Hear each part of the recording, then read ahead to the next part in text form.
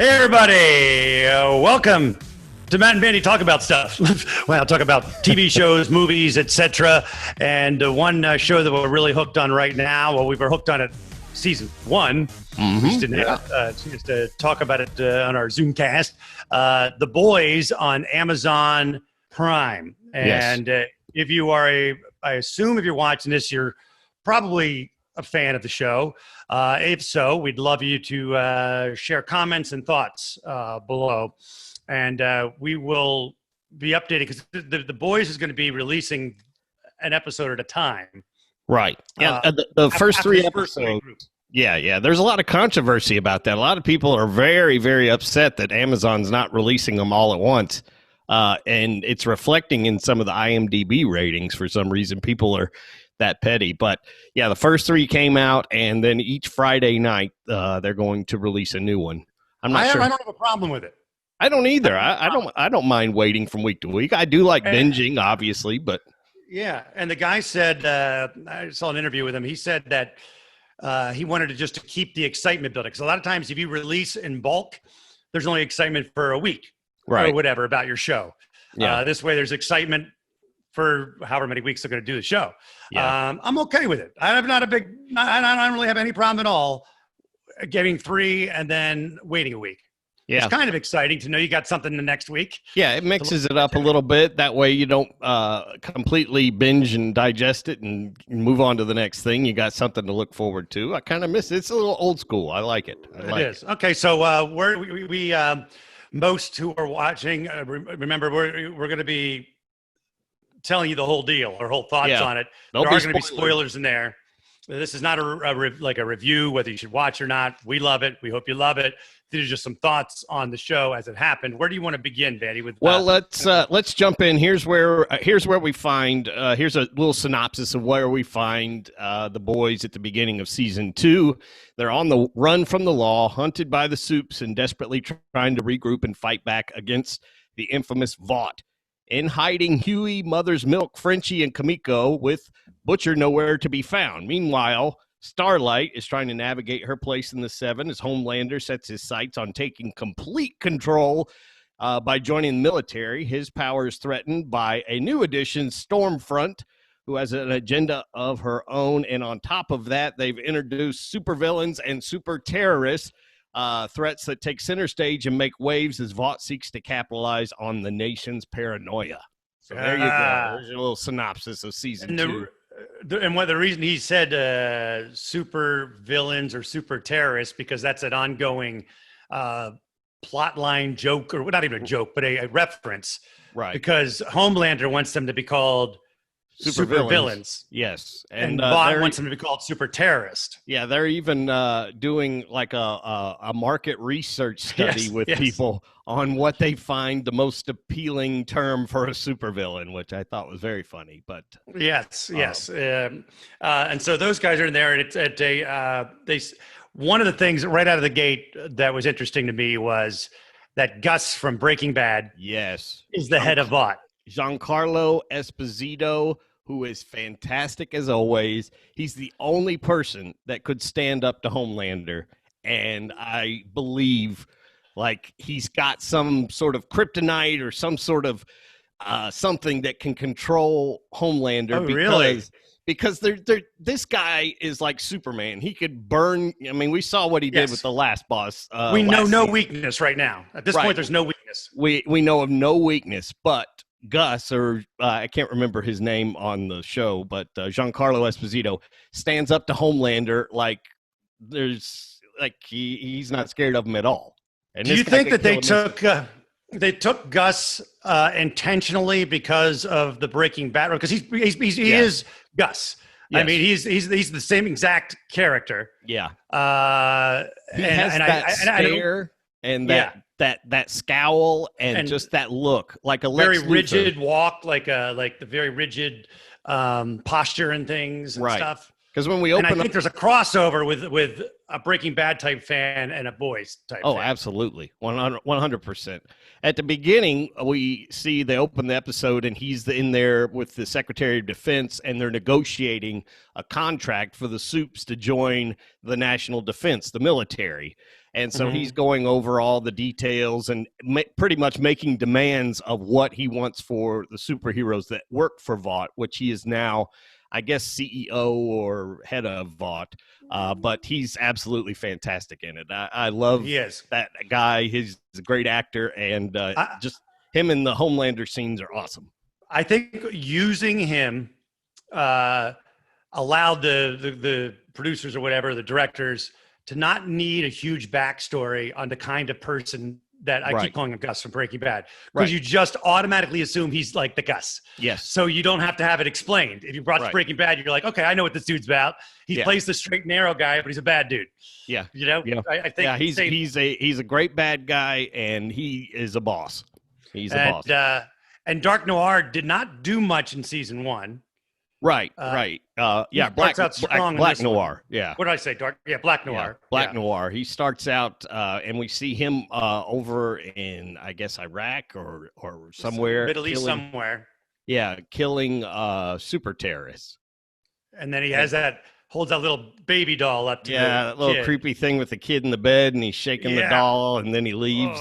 So I'm glad he didn't kill the kid, obviously. And I think Sympathy for the Devil was good. A little bit of a trope to use that. Yeah. Sympathy for the Devil, the Stones. A little bit of like kind of too easy, but worked. Do you think Homelander has new hair? It does look like his hair is longer on top than it was. Something's different. I don't know if it's a wig or not, but his hair is different, definitely. Yeah. Wait, and then they move into translucence, because they don't really say how much time has elapsed. Right. Do they, or did I miss that? They don't really say. No, they kind of did that opening montage where they show that they're working on the statues inside the tower, Vought Tower, and then you see Black Noir over there killing the super terrorists, and then we jump to Translucent's funeral, where Homelander is hilarious. Yes, very funny. I really enjoyed Starlight's song. I thought it was just kind of. I wrote funny. down some of the words to that thing, because it was so cheesy, it was but funny. Awesome. And shoot, I had it written down somewhere, but she was singing the song, and it was very. Here it is. I got it. I'm sorry.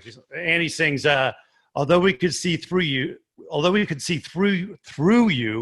it seems we hardly knew you." Yeah. That is just ridiculous. And he has, and in the coffin, you just see glasses. Yes. And they're showing like old photos of his mom holding just like a onesie up with nothing in it.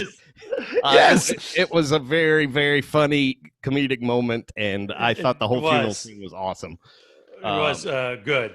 And then Starlight, let's see, that she gets she has her new outfit on, her sexier outfit, and she's been because we weren't the first season, they told her she had to wear the skimpier outfit. She kind of fought him on it, but now all of a sudden she is as we go to season 2, she's like the headliner. Like, she's her all ads in. are everywhere, all sexy and all that. They're making her a star, and it's basically her and Homelander are the only ones at the funeral of the 7.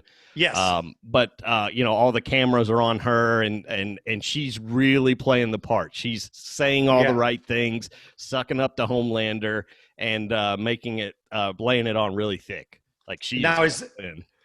And also this is episode 1 still, where they find the gecko, right?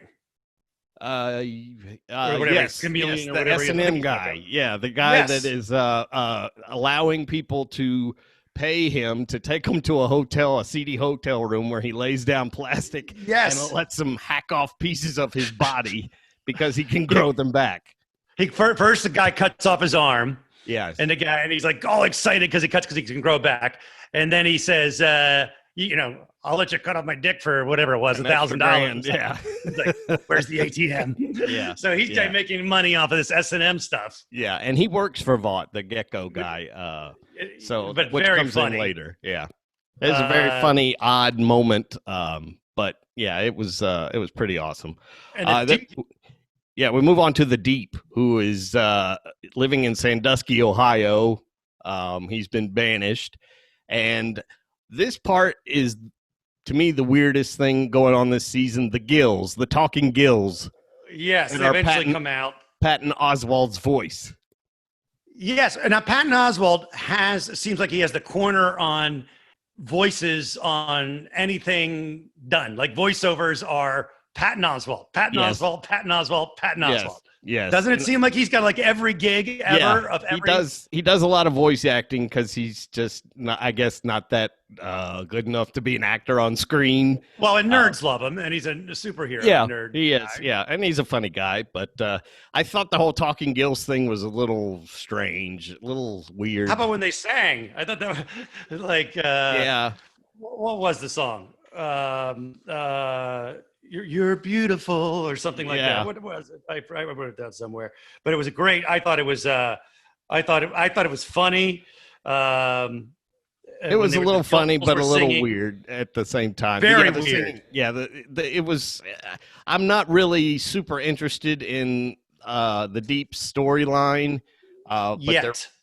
Yet, yeah. Later on, it gets a little better when he tries to make his way back into the 7. But I mean, you see him at Sandusky, Ohio, is where SeaWorld and amusement parks are. It's outside Cleveland, and so it's like typical place you wouldn't want to go if you're washed up or whatever. And he's like at a TGI Fridays kind of place having daiquiris. Yeah. That's what watching the funeral on TV for Translucent. Watching the funeral on TV, and then he gets recruited by some sort of church or Scientology or whatever it is. Yeah, I don't know some weird cult that one of the other superheroes, who's like a bow and arrow guy, is a part of, and they're trying to help him get his confidence back so he can get back into the good graces of the 7 and Homelander.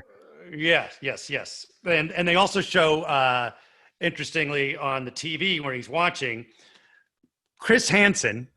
Yes, who was the old guy on Date? I don't know if it was a Dateline or it's their own show about To Catch a Predator. Remember that? Yes, yeah. That was Chris Hansen was the host. He got fired for messing around with an intern or something. Mm-hmm, but for some, and I there's got to be a tie-in somehow. Because why Chris Hansen? Yeah, why would they pick him? He's doing the whole story on, like what happened to Translucent, right? Isn't that his? Yeah, is that what he's doing basically? Yeah. Like a Dateline type thing on that. Yeah, like he went missing, what happened to him. Even though the 7 already know what happened, they know that Huey was and Butcher and were responsible for killing Translucent. So we found that out last season. Yeah. But the world doesn't know. And so, right, the world doesn't know, yeah. So Chris Hansen's doing his expose on what happened to Translucent because it's dominating the news because of the funeral and all of that. So I thought it was just weird that it was Chris Hansen, and I don't know why it jumped out at me, but it did.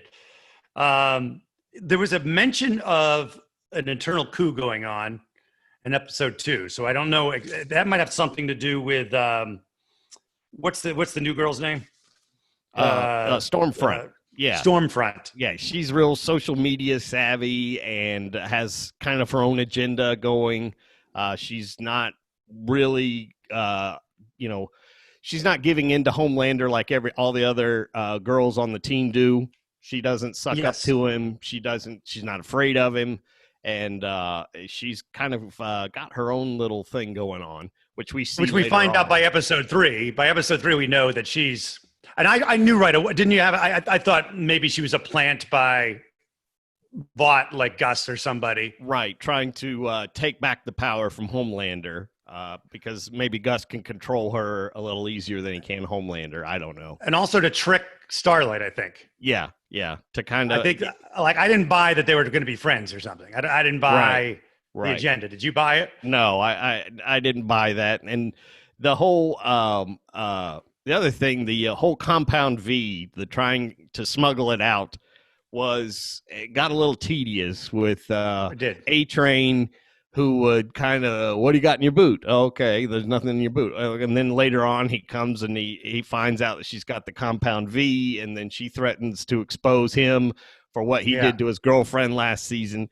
That got a little old to me. Well, here's what the thing, too, is, and I know I'm just picking, it's obviously a movie, whatever, but he's got speed. I don't know if he can run through walls. How the hell to get in there?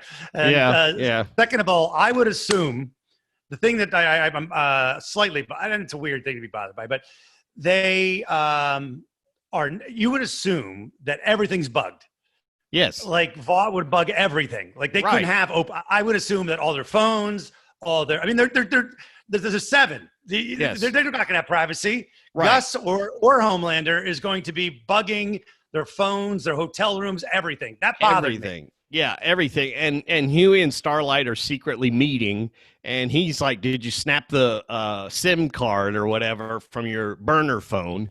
Yeah. And I'm like, that doesn't matter. Vought is finding a way around that. They probably had, when they met on that subway car, Vought probably had 5 spies following her everywhere she goes. That's what I think about her and her conversations with the fast guy.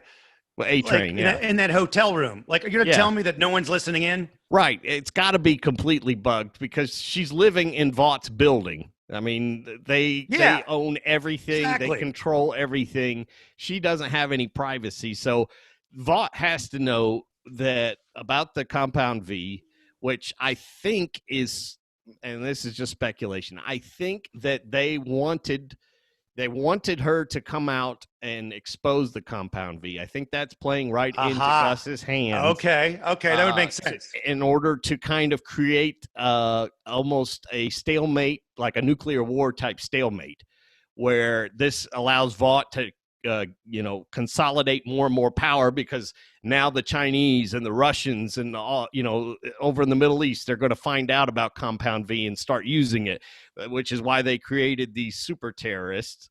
In order, some German Nazi guy Vought was like, they wanted to get the Americans riled up and like, oh God, you got to protect us from all these people. So now Vought will take more control. They're becoming part of the military. So I think that Starlight is playing right into his hands. I was trying to figure out what the end game was, because I also agree that the whole time I'm thinking, I keep calling him Gus, but the head Vought guy, Gus, I know he doesn't show his emotion, but there's no way he's not in control of the fact that the Compound V got out. Right. Because there's no way that wouldn't stop. All she has is a little bag in her boot. I mean, there's no way. Yeah. So they want it to happen for some reason. Yeah. And I think it's to create this Compound V war, and scare everyone into believing that we need the supers as part of the military, and that way Gus can gain more power. And so they're going to want it's better to have it be Compound V than them to be naturally born. Right. Because if they're naturally born, then the fight is you don't have control or whatever. If you have a compound. But now they can make their own super soldiers. Right. And create their own super soldier military, and Vought will, they will profit greatly over the money, government money. Yeah. So I think Gus has he's got his own agenda that we can't see, and Homelander's falling into it also. You think Homelander's going kind of along with it? He wants to become part of the military and consolidate power too, but I don't think he's obviously not playing along with Gus. Well, his weakness is his narcissism. Yes. That is his only weakness. Yes. And he thinks he's a god. It was a good speech when he said, "See, sometimes it's hard, Ryan." That's his son. Yeah. Being superior to every other person on the planet, it's isolating. Gods shouldn't have to feel the pain. He thinks he's a god. Yeah. He thinks he's a god, and he's with Becca, what's her face? Yeah, Butcher's wife. Becca Butcher, He forced himself on her, and for a while, I kind of wondered if that was Homelander's actual son, because she kept being so protective about his whole powers and things, so I was thinking, well, maybe he doesn't have powers, but she's got to make him continue to believe that it's her son, or he would kill the kid or something, because I thought it might actually be the Butcher's son. But then, of course, we see Homelander shove him off the roof, and he gets up and has the glowing, laser eyes. And knocks him down, and he gets what he wanted. Yeah. One interesting writing, I think, is that Homelander is so emotionally detached from life. If you notice, the kid, the son, he's always, "Hey, buddy. Hey, champ." It's like things he learned by reading or seeing a movie or something, because we don't know anything about his parents. He says he didn't have any, but he's always referring to the kid as very like, "Hey, buddy. Hey, champ." Right. And things like that. He's got this complex, a mommy complex for Elizabeth Shue's character. Like, we see him. What is that about? He's like because he was last season it was kind of creepy. He'd want her to hold him like a baby. Yes. And drink her breast milk, and he'd watch through the wall when she was breast pumping, breastfeeding. Yeah, and then in this season he's using his heat vision to warm up some of her old breast milk and drink it. And then he drinks and he sucks on it like a nipple, and it is so weird, and I don't know where that's going and what that means, other than. It's just super creepy. It's all I know. Really creepy. Let's see. What else did I have to? Let's see. You never fuck with the money was one of the things that that was important that they said. Like, I'll let you get away with whatever you want, but as long as you don't mess with the money. That the fast guy said. A-Train said that. Yeah. And I think that was good. And how about the whale scene? Yes. Where this is okay. The deep, and this is kind of from there's always been kind of a joke that Aquaman is useless in the actual Justice League and comic book world, which basically the deep is like Aquaman, and Aquaman only useful near water because he talks to fish and all of that stuff. Yeah. So the deep finally has his opportunity to get back into the Seven to earn his keep, because the Butcher and Huey and Mother's Milk and Frenchie and Kamiko, they're all on the boat and they're heading back, and this is his opportunity. So he summons all these whales, and you think he finally got them. Yeah, and then the Butcher just rams right into that whale, and this show loves the blood and guts on people's faces. Especially Huey's. Yes, especially Huey's. They love his reaction shot when he's covered in guts and blood. Constantly. Technically, you're like, there's no way that boat would, that would happen. Impale a whale, yes. But I do say the special effects of the whale's guts was great. Yes, they looked cool. It was really cool. Now, Huey and the Butcher, I was getting a little tired. By episode 3, they finally kind of made up, but I was kind of tired of them going back and forth. Of that whole thing was getting old. We don't know where the Butcher. Now, I just saw this today. I haven't watched it yet, but the boys' Twitter account tweeted out a video of where Butcher was, because at the beginning, he's not hanging out. He's not hiding out with the drug dealers like Huey and Mother's Milk and Frenchie are. We don't know where for a couple days or some days or whatever. He ended up at the pizza place, the Tony Cicero's or whatever, after he and Homelander had their thing. So I haven't seen the video yet. We'll try and put it up on our Facebook page, but it explains where Butcher's been.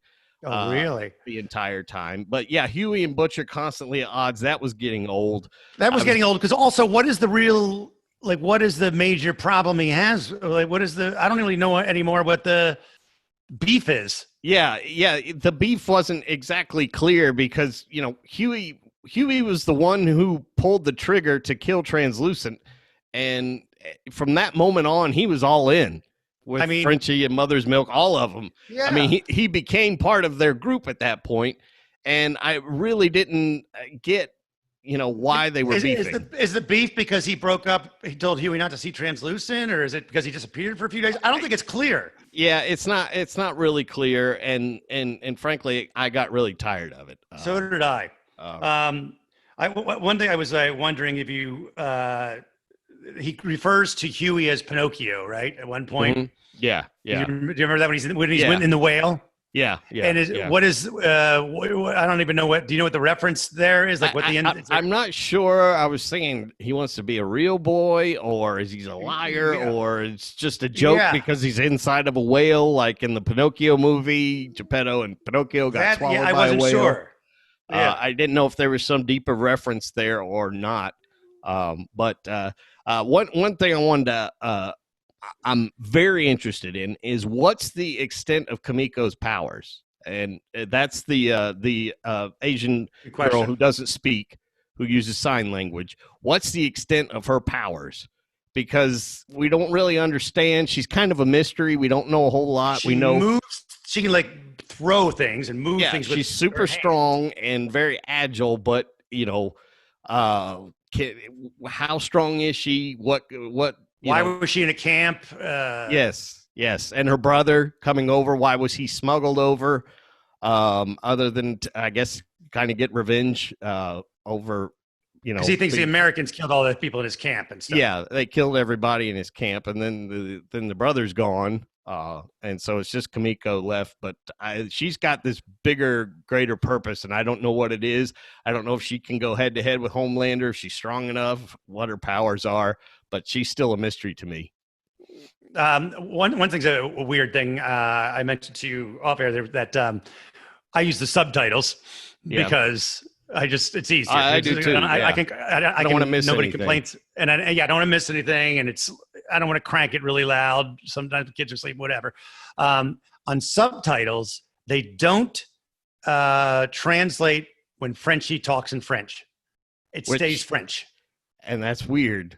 And when the Asians, the two Asian, the boy and girl, when brother and sister, when they speak, it's translated. Yeah. But when Frenchie speaks, it's not translated. And that must mean something. Yeah. Are they purposely keeping something from us? Yes. I don't know. It's never, and it's not big words, but it's very odd that unless they're just trying to point out that he speaks French for people who are deaf or something, I don't know. But they translate the other people. But I guess you would assume maybe somebody deaf or hearing impaired or whatever might assume that they're speaking another language. Yeah. But the French guy just like speaking of hearing impaired, that scene where the marketing person takes Homelander to introduce him to the newest member of the Seven, the blind guy, where who walks in and the blind guy's like, "Oh, it's a pleasure to meet you, Homelander." And Homelander walks up to him and he said, "Well, what would happen if, say, I did this?" And he smacks him upside the ears, and that was hard to watch. Boxes his ears, and it's just like, and the guy's laying there bleeding out, and the marketing woman's staring at him, and Homelander's like, "Don't look at him, look at me." There's a lot of blood and gore in this show, but that to me was the hardest scene to watch because it made my eardrums hurt. Last, they mentioned Liberty, so she's going to come up somewhere. I was going to look up Hans Zimmer. They mentioned him, but who he is. He's a film composer. Was he like Die Hard or something? I don't know what he did. But anyway, Fresca is funny to me that they keep offering Deep Fresca. Yeah. Like, is that their cult's Kool-Aid, I guess? I don't know. Maybe? It's funny, though. Or is the Deep really into Fresca? And then the fact that Billy Joel, the running theme, you're only human. Yeah, was the song this time? Yeah, but I've noticed in other shows, Billy Joel has been kind of the signal of like you're not very manly. Yeah, on that Hoop show, and this whole point of Huey likes Billy Joel, so like he's like it's become and I'm not entirely sure why, because everyone loves Billy Joel. Yeah, I get Billy Joel. He's a manly guy. Yes, he's manly music. I like Billy Joel. Any prediction or anything you want to wrap this up with? You see happening down in the next couple of episodes? I really think that things are going to continue to unravel with. I think Stormfront is a plant by Gus, who I just looked it up. Right. It's Stan. That's his name. Stan. Okay. I really think that he's got this greater agenda, and Homelander's trying to push his agenda, but I really think that Stan has some sort of anti-compound V that will stop him in his, and I think at some point this season he's going to use it to stop Homelander. That's why he's not afraid of him. Yeah, that's why he doesn't. He knows he can do something. Like if he were Lex Luthor and he had kryptonite, he could just whip it right out and it would kill Superman. You know, he's got something on Homelander. Otherwise, you're not standing up to a guy who can burn your brains out in 2 seconds like he did the last CEO, Elizabeth. Do you think the deep flips gets in bed with Frenchie and Mom and all that stuff? I do think, that is definitely a possibility. I think at some point, Frenchie and Mother's Milk and Butcher are going to have to team up with some more supers because Kamiko's the only one right now that has any powers, and I don't know how Butcher thinks he's going to take down Homelander or, A-Train or any of these guys who could kill him in an instant. And he's carrying around a machine gun. trying to shoot Well, at him. A-Train, yeah. And well, A-Train's going to have some sort of heart attack or something. They're setting that up because he's always out of breath and done or whatever. Yes. And they've got to do something with Starlight. I mean, she's really just kind of blown the wind. There was a second wind was there because she's really got no other than the weird fake smuggling thing that she's got nothing going on right now. Yeah, right. I mean, she needs a storyline that's better than because the smuggling of the stuff was not great. That was not a great storyline. My favorite part of Starlight's storyline is her past, where she was part of Capes for Christ, which just makes me laugh for some reason. Capes for Christ. Capes for Christ. She keeps referring to those days of being part of Capes for Christ. But yeah, they've got to do something more with her storyline, other than the whole her playing both sides. Yeah, because she's really not adding anything. Yeah, there's not a whole lot going on there, but I think she's dating a movie star. Maybe that'll come into play. I don't know. Yeah, I think these next couple of episodes are really going to set it up. 4, 5, and 6, I think, are going to set it up for something big, something huge, and I think it's going to be awesome. They're going to. I like the show. I love the show, and I love, like I said a million times, Giancarlo Esposito is the ultimate villain, and he was perfect casting. Great.